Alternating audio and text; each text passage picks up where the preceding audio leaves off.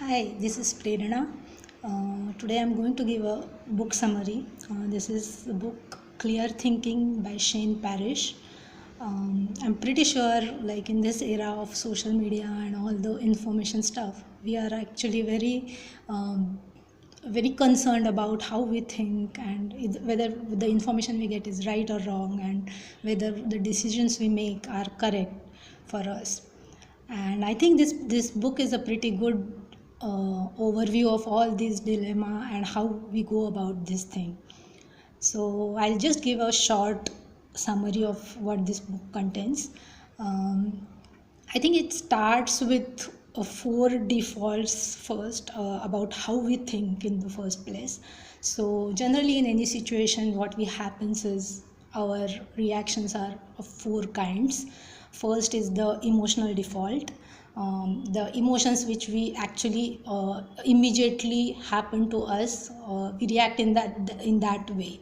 The second one is the ego default. So we always have some concept about ourselves, and that if that is somehow diminished, then that response is a ego default response.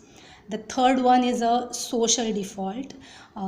As we know, all humans are social animals, so basically we associate ourselves with different kinds of groups, and we tend to conform to those groups in different ways, and that is a social default. Our responses are basically a confirmation biases for or group thinking or a mob thinking kind of stuff. That is the third default. Fourth is a inertia default. So as humans are social animals, humans are also lazy animals, I would say.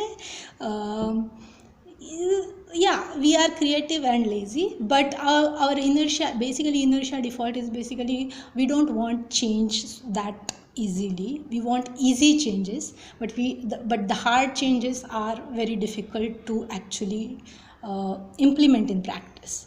So that is our basically inertia. So that can be anything from changing from good to bad, bad to good, all the habits formation. That is also inertia default. So basically we operate in all these four default modes regarding thinking. So the next point basically is how to think clearly in all these situations. So there are actually four strengths we need to apply clearly. First, and basically all these start with self understanding of the self.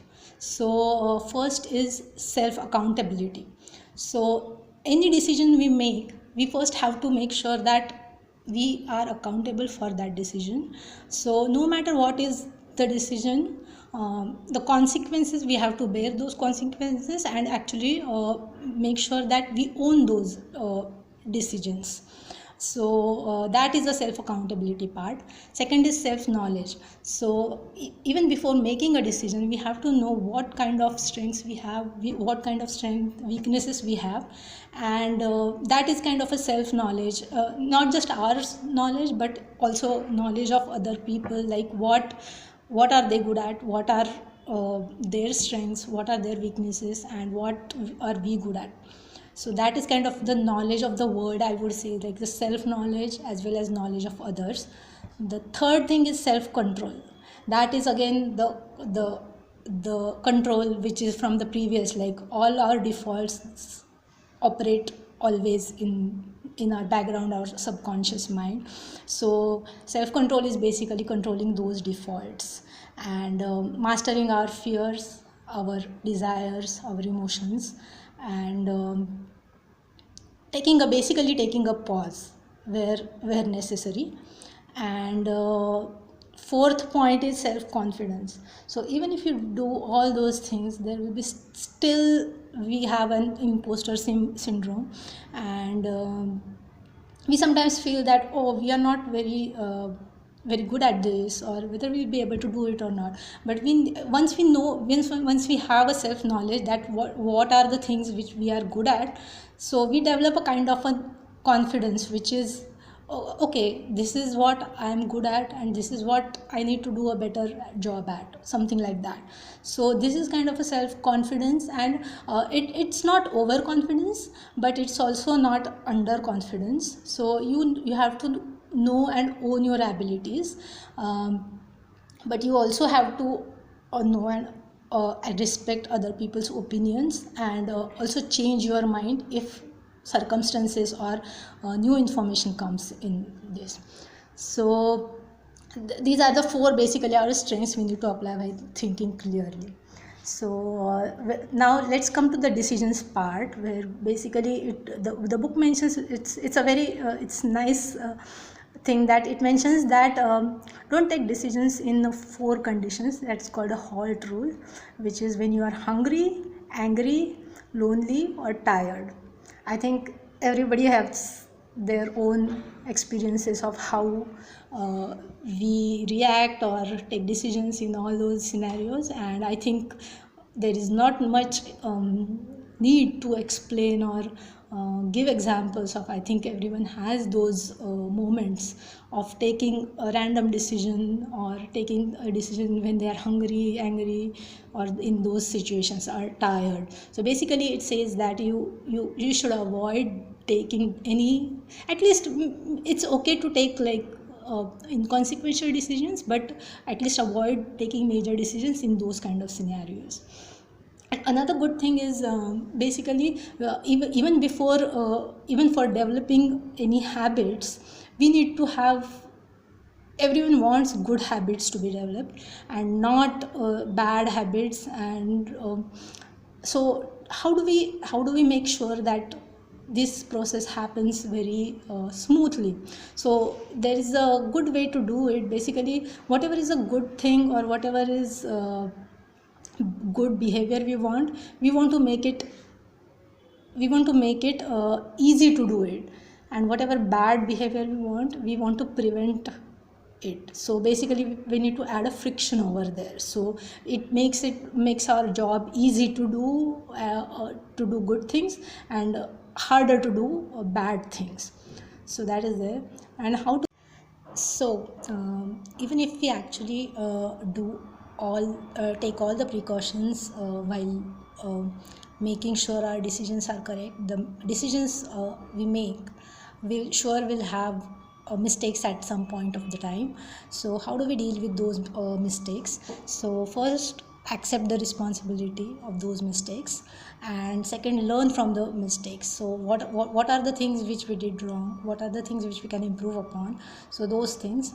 Third, commit to doing the right thing and doing it better from the previous mistake. Fourth is basically repair the damage. So every mistake might have some consequences, like the bad effects of it. So as far as possible, try to repair that damage. So basically those four steps, four processes will actually enable you to handle those mistakes in a more healthy fashion. So how do we make the decisions, how do we make any kind of decision in the first place? So for that we have to know what is the problem in the first place and how to deal with. So any problem is there, there can be multiple solutions, and generally what we tend to do is have a binary version to any solution. The book says that we have to avoid that binary version of any problem. So we always have more options than just two options. Try to explore those additional options of solutions in the solution space. So first, know the problem very well. What and knowing the problem means knowing the root causes of the problem. Basically decision is to solve a problem, right? So you have to know the problem, and for knowing the problem you have to know the root causes of the problem, not the symptom of the problem. And once you know that, try to swim in the space of the solutions and avoid the binary version of that, and consider all possible at least there are three options always, and consider those third option very critically, rather than just having yes no or binary type of framing of the problem.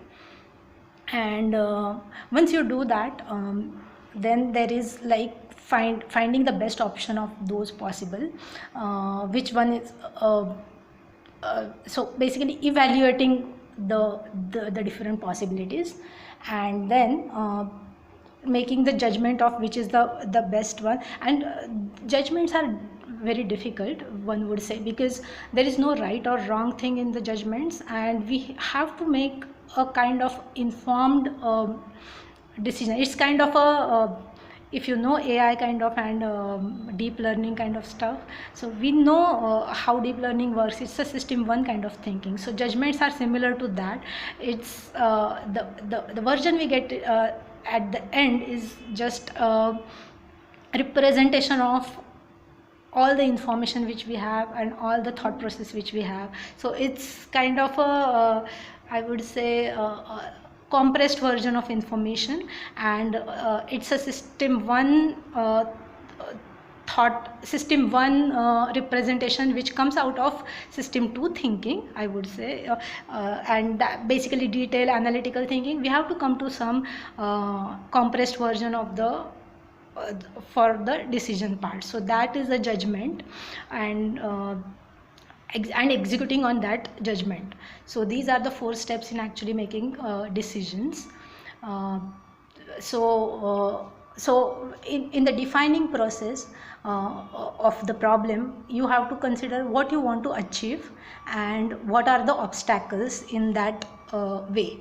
So it's not very always clear that what you want to achieve, but when there is a problem, we know, okay, this is the problem and this is what we want to solve the problem. And there are not always good ways to do that, and we have to just at least find out the obstacles in that path. So what are the obstacles that stand in the way of resolving the problem? So identify the root cause of the problem, not the symptoms. Think about the another thing is thinking about the opportunity cost. So how long we have to think on the solution part is a very tricky part. We have to think long enough, but not too long enough, and that is the opportunity cost. Another thing of the opportunity cost is gather as much as information, but stop gathering information when that information is no longer useful. And that is a very good point, where like you have to make a decision once that information is no longer making you any better, or making any changes in your opinion, or any good making you any more informative, or helping you in any taking decisions. So that is there. So we have to stop gathering information once we have enough information. And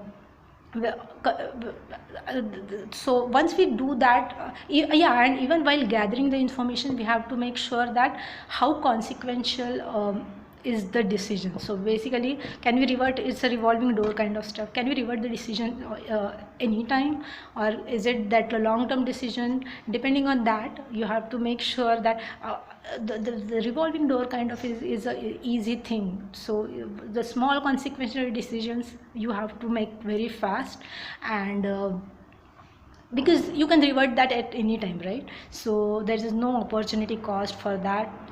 There is a less opportunity cost, and but the more consequential decisions you have to weigh in all the possibilities for a longer time, or gather more information than the smaller ones.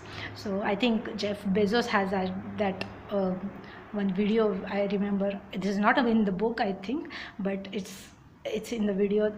It's Jeff Bezos once mentioned that there are 2 kinds of decisions Amazon makes. It's like the fast decisions, which is the decisions which you can revert back easily, and the longer decisions are the more deeper ones, more consequential ones, and those kind of things. So So this is kind of making in the decision. So I think the book ends in the saying that in the end the good decision making is about, like, comes down to two things: knowing what you want in the first place, and second, also knowing what is worth wanting. So this is second part is very interesting one, and so the second part comes down to our values and what are our core things that we want to achieve in life and what we want it for ourselves. I think this is a pretty good book. You can this is a I just wanted to give it a summary of that to everyone. Yeah, that's it for now. I'll see you next time with the next book maybe. uh, Thanks. Okay, thanks for listening. Bye bye. Bye bye.